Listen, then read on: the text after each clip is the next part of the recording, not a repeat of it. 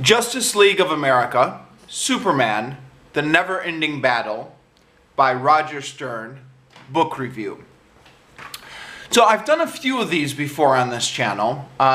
This is based on the comic books, but it was actually like a paperback novel, you know, with words and no pictures and everything. DC Comics publishes a few of these. And I went through a stage where I was experimenting with reading them. I've talked about this at length in previous videos, so I'm just going to jump in to the review of this book. So, as to be expected, because this is a paperback novel based off comic book characters, it's not a great work of art, but it's readable enough. Roger Stern is a name I recognize. I think he's well known to comic book geeks. He's worked on a number of publications over the years, but he's perhaps most famous for his run on the Superman titles. So it's nice to see somebody who's familiar with the character here. And I actually read a lot of the Superman titles during the 1990s, so I recognized a lot of the supporting characters. You know, people like Bibbo, Dan Turpin, Cat Grant, just kind of pulling out some of those minor supporting characters that only people who read the comics would know about, and putting them into the book was interesting. The story is a bit weak, and spoilers, I'm going to spoil the story. Basically, there are a couple of supervillains who are manipulating the weather and causing all sorts of natural disasters, which Superman and the rest of the Justice League have to stop. Despite Superman snagging the cover title, this is really a Justice League book, and all the other members get almost equal time to Superman.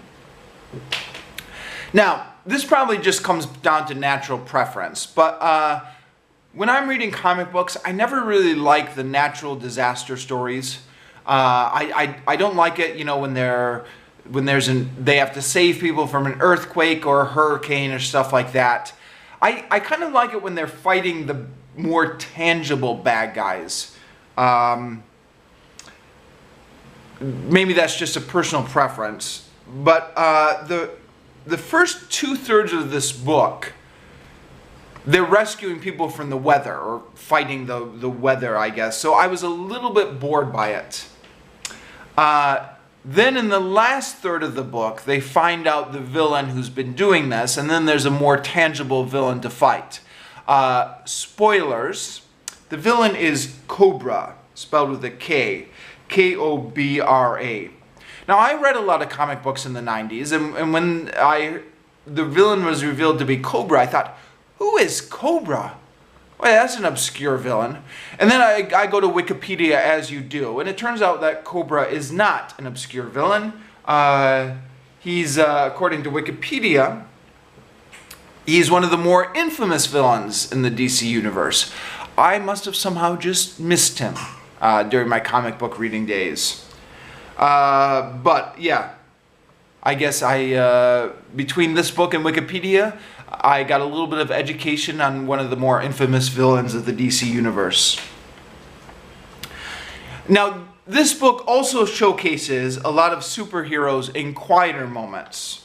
For example, in one place, Superman and Lois Lane spend a good 10 pages simply talking about their love for each other. Other similar scenes are written in for other characters. I suppose that you could argue that either this is a master storyteller showing off how he can keep the reader's interest even while slowing down the pace of the story and adding characterization, or you could argue that this is filler for a story that doesn't have enough plot to fill out the length of the book. Either is legitimate, I think, depending on whether you were inclined to be generous or critical. Also, there's a bit of philosophy thrown in this book.